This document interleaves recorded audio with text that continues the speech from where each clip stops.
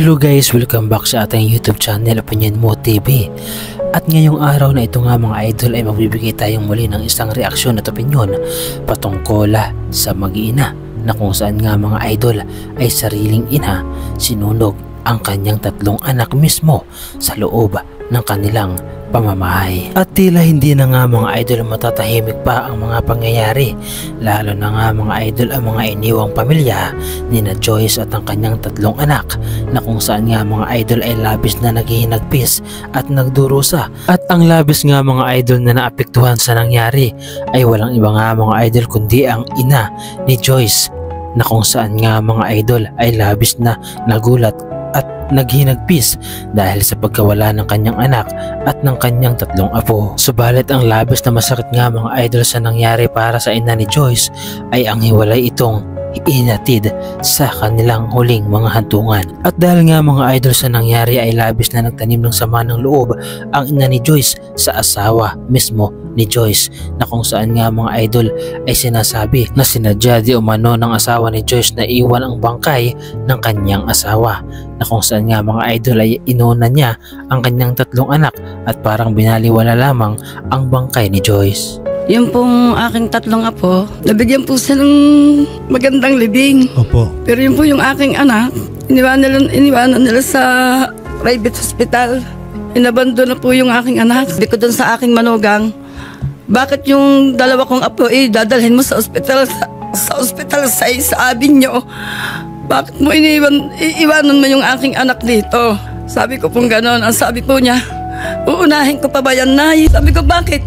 At sa tono nga mga idol ng pananalita at sagot ng asawa ni Joyce sa kanyang ina ay tila mayroon talagang sama ng loob ang asawa ni Joyce sa kanya. Subalit hindi rin natin nga masisisi ang lalaki dahil nga mga idol sa nangyari, lalo pa tatlong anak niya o tatlong anak nila ni Joyce ang nawala sa isang saglit lamang. At marahil nga mga idol nagtanim ng sama ng loob ang asawa ni Joyce dahil mismo ang asawa niya ang nagsunog sa kanyang tatlong anak. Yung nanay po ng mga bata mismo ang nagsunog sa kanyang tatlong anak, gayon din po sa bahay. Okay. Opo, kaya siguro po no, nasasabi na hindi po pinapriority yung mga labi po ni Ma'am Joyce dahil may anggulo po na si Ma'am Joyce po mismo ang sumunog sa kanyang mga anak. Subalit para sa ina nga mga idol ni Joyce ay hindi siya naniniwala na mismo ang anak niya ang dahilan ng pagkasunog ng kanyang tatlong apo at ganoon din nga mga idol sa sarili ni Joyce. At ayon pa nga mga idol sa ina ni Joyce, kung sakali man na si Joyce ang gumawa nito ay mayroon itong malalim na dahilan at hindi basta-basta gagawin ni Joyce ang mga bagay na ito kung walang malalim na rason. At ang tanging nakikitang dahilan nga mga idol ng ina ni Joyce ay walang iba kundi ang pagkatalo madalas ng mag-asawa at ang hinihinala nga mga idol na pambabae di umano ng asawa ni Joyce. At dahil nga dito nga mga idol ay mas lalo pang tumibay ang haka-haka dahil sa nakuhang video na kung saan nga mga idol ay habang nagtatalo ang mag-asawa si Joyce at ang kanyang asawang pulis ay dito na nga mga idol nahagip ng video ang pananakit ng asawang pulis mismo kay Joyce na kung saan nga mga idol ay marahil ay ito isa sa dahilan kung bakit si Joyce ay nagkaroon ng matinding depress. At ayon nga mga idol sa ina ni Joyce ay ito marahil ang isa sa mga dahilan kung bakit nagkaroon ng matinding problema ang anak niya. At dito nga mga idol ay hindi na niya napigilan pa, kaya naman lumapit na nga mga idol siya sa himpilan at programa ni Senador Raffy Tulfo na walang iba nga mga idol kundi ang Raffy Tulfo in action. Lagi ko po silang nakikitang mag-asawa. Away po sila sa nang away sa video call dahil po dun sa involved nga na babae. Tapos nga po yung mga 26, 27 hanggang January hanggang February, nagkaroon po nga siya ng case na pambubugbog sa aking anak. Ayon pa nga mga idol sa ina ni Joyce ay hindi ito ang unang beses na nambugbog di umano ang asawa ni Joyce sa kanyang anak. At dito nga mga idol sa pangalawang pambubugbog ay naulit-ulit. Kaya naman hindi na sila nakatiis kung kaya't sila ay nagsampa na ng kaso at kasama pa mismo ang anak ni Joyce. Yung po nga niyang anak niyang panganay, yung po niyang anak niyang panganay pa ang nagdeklarasyon dyan sa barangay chairman ng Santa Maria, Bulacan na ang kanyang anak ay kasama po tumakbo doon bago po sila nagpa-medical mag-ina. Tapos po ang kaso po ay idinala na rin po ng aking anak sa napulkong pangalawa pong kaso na yun. Binugbog, nagsinuntok, sinampal, saka po dugaan yung kanyang bunganga. Matuklasan kung ano nga po yung yung ipinipilit nila na ang aking anak ang pumatay. Hindi ko na naniniwala nun. Kaya nga ako'y lumapit dito po. Sir, para nga po mabigyan ko ng katarungan yung 3 kong apo at hindi magagawa ng aking anak yun kung walang malalim na dahilan. Opo. Pinagtutulungan siya. Subalit bago ang lahat nga mga idol ay pakinggan naman natin ang eksplanasyon ng asawa ni Joyce na kung saan nga mga idol ay sinasabi niya na ang asawa niya di umano nga mga idol ay hindi na nagbago at ang hinala nga mga idol at pagdududa ni Joyce sa kanya ay hindi na nawawala-wala pa simula nung sila ay nagsama at hanggang ngayon nga mga idol ay nandoon pa rin di umano ang selos at hinala na kung saan ay hindi naman ito napatunayan. Simulan ko po nung ma'am, nung kami po ay nagsama ni Mrs. ni Joyce. Doon pa lang napatunayan ko na po na yung ugali po talaga ni Joyce noon. Simula po noon, yung bintang niya po sa akin na nang bababae daw ako kada duty ay talagang hindi na po nawala from 2017 to 2025 ngayon na po. Hindi po nawala po yung sinasabi niya na may babae ako. Puro ganun po ang mga sinasabi niya. At sa loob ng 8 taon po yun, wala po siya napatunayan na totoo po talaga. Puro haka-haka. So sa 8 years po ma'am, natiis ko po yung ugali ni Mrs.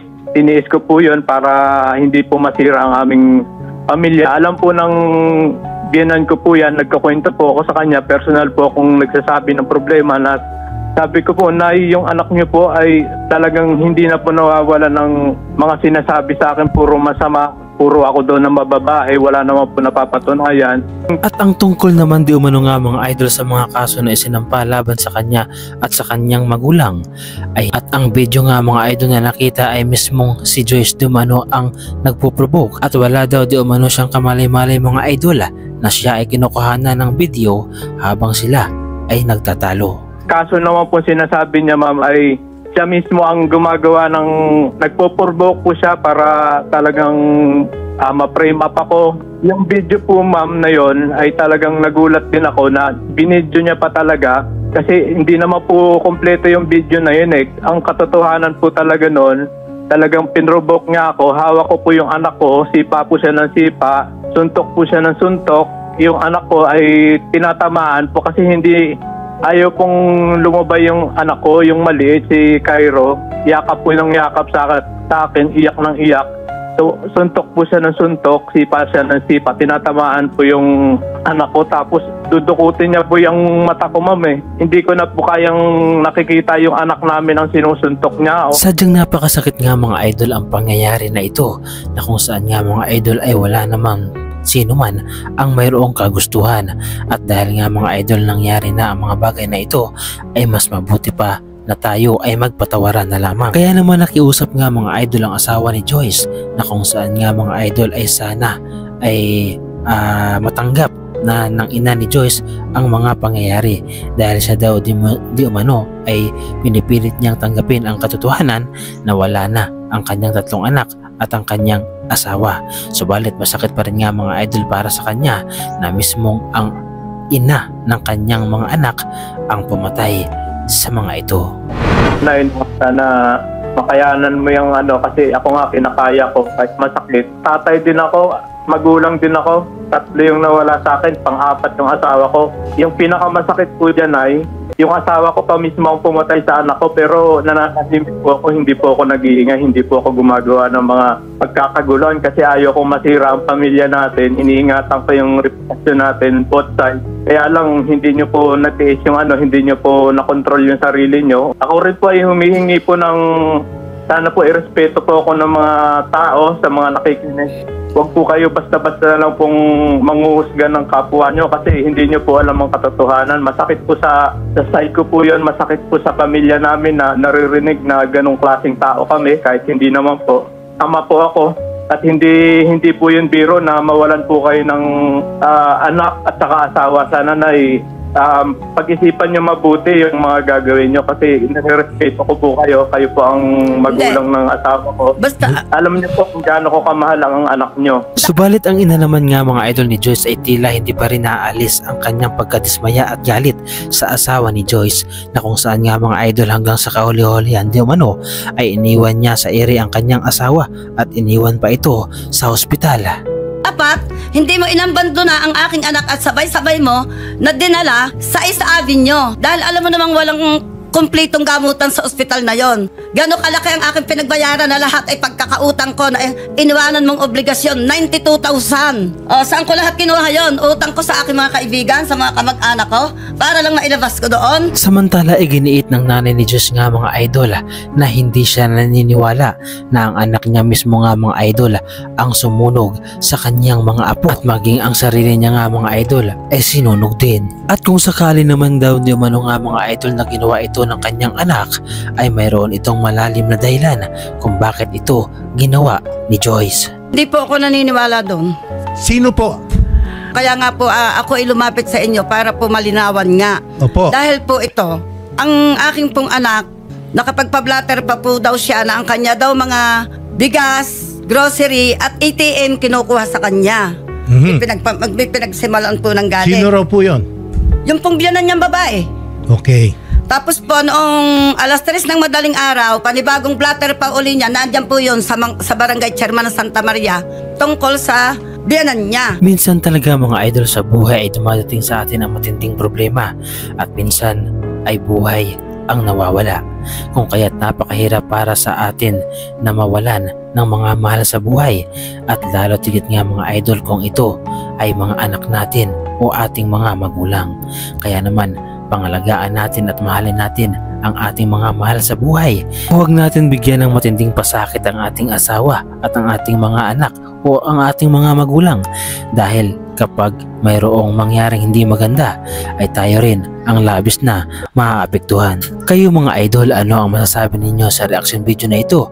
At ano ang masasabi ninyo sa ina ni Joyce na hindi siya naniniwala na ang anak niyang si Joyce mismo ang sumunog sa kanyang 3 anak at sa kanyang sarili? At kung kayo ang tatanungin mga idol, naniniwala ba kayo na ang dahilan ay ang biyanan at ang mismong asawa ni Joyce kung bakit nagkaganon ang pag-iisip ni Joyce at nagawa niya ang mga bagay na iyon?